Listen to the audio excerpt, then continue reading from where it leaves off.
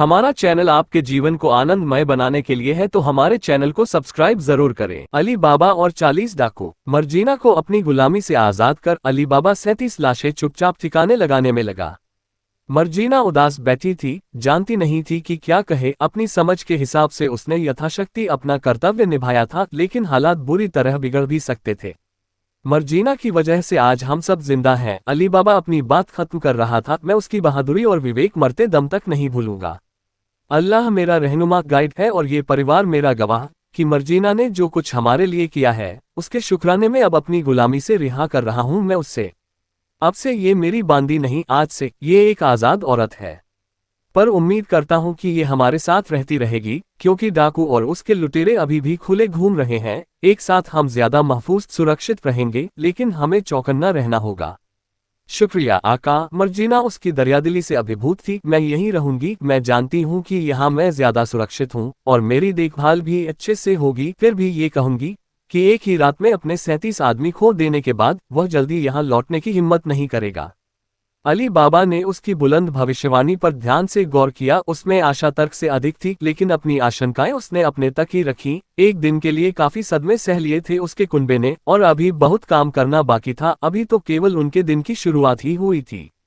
मर्जीना की ओर देखकर वह मुस्कुराया और हामी भरते हुए उसने अपना सिर हिला दिया, शुक्रगुजार उसके आशावाद और विचारशीलता का, जिनके सहारे वह उसके टब्बर में विश्वास बहाल करने की कोशिश कर रही थी। घबरा जाने से उनका काम बनने वाला नहीं था, वह जानता था।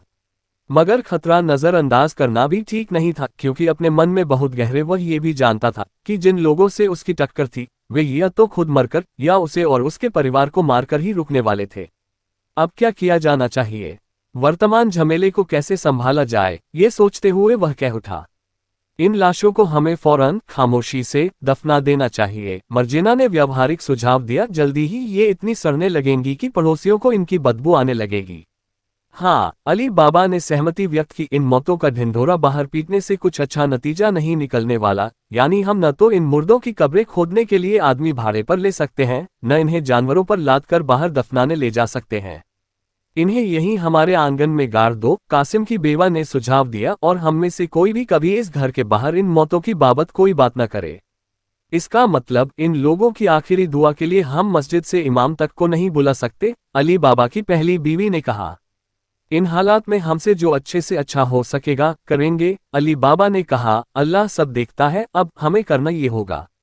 उसने सबको काम बांटे और बताया कि वह सबसे कराना क्या चाहता है। मर्जीना को सोने और आराम करने के लिए भेज दिया गया। फिर अपने आंगन में 37 शरीर दफन कर सकने लायक एक गहरी चौड़ी कब्र खोदने के कमर तोड़ काम में वह खुद भी अपने आदमियों के साथ बारी लेता जुट गया। रसोई घर के कुंज में पड़ी सभी ट्रोजन बैरल लुढ़का लुढ़का कर औरतों ने बाहर निकाली। उनमें से मृतकों को बाहर खींचा और उनके कपड़े और हथियार उतार दिए। हथियारों को साफ करके किचन के बगल वाले कमरे में फिलहाल रख दिया गया। रसोई की भट्टी में आग जलाकर एक एक करके गंदे कपड़ों को जला दिया गया। इस आग पर एक बड़ा देग रखकर उसमें पानी गर्म किया गया, जिससे मुर्दों को नहलाया गया। गुस्ल और उनकी खाल से रिश्ते द्रव्य को साफ किया गया।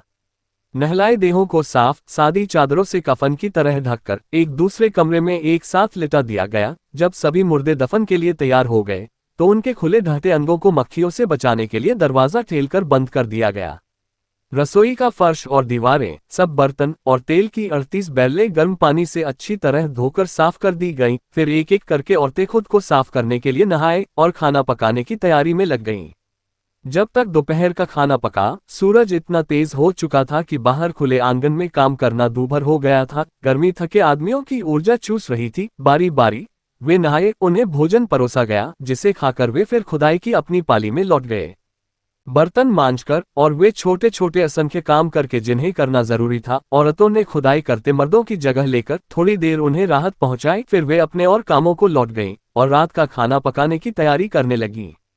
इस विशालकाय कब्र को खोदने की लंबी मुश्किल मशक्कत में सिर्फ थोड़ी थोड़ी देर ही आराम करने के बावजूद उनके कुटुंब को बाकी का दिन भी लग गया। जब कब्र आखिरकार खुद गई, तो दिन की बुझती रोशनी में शरीर कमरे से बाहर ला लाकर सामूहिक कब्र में उतार दिए गए। ला इलाहा इल्लल्लाह, अल्लाह के सिवा कोई खुदा नहीं। अली बाबा ने खुली कब्र में पहली मुट्ठी खाक डालते हुए संजीदगी से कहा, मोहम्मद उर रसूलुल्लाह, मोहम्मद उसका पैगंबर है। ला इलाहा इल्लल्लाह मुहम्मदुर रसूलुल्लाह। बाकियों ने भी खुली कब्र में पहली मुट्ठी मिट्टी छोड़ते हुए शहादा दिया। अल्लाह अकबर, अली बाबा ने कहा, परवरदिगार महान है। अल्लाह अकबर, बाकी भी गंभीरता से फुसफुसाए। खजूर के पेड़ों के पीछे से अंधेरा जब आंगन में उतर रहा था तो डाकुओं के लिए आखिरी दुआ पढ़कर उन्हें दफना दिया गया। कब्र बंद कर दी गई और जमीन जितनी पाटी जा सकती थी पाट दी गई।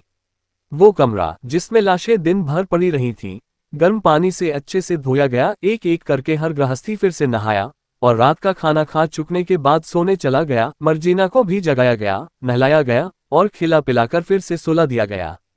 अगले कुछ दिनों में अली बाबा ने अपने गुलामों के हाथ एक एक, दो दो करके खच्चर आसपास के बाजारों में भेजकर बिकवा दिए। कामों ने किसी को भी हाल की वारदातों पर बैठकर सोचने का वक्त और मौका नहीं दिया। नियमितता ने सामान्य स्थिति बहाल कर दी। फिलहाल अपना अरेबियन नाइट्स किस्सा पुनरुक्त करते हुए रोश रुका और बिस्तर में पीछे की तरफ लेट गया। जोश और होश उसके दोनों ओर लेटे थे और ईशा सामने सभी एकाग्रता से सुन रहे थे।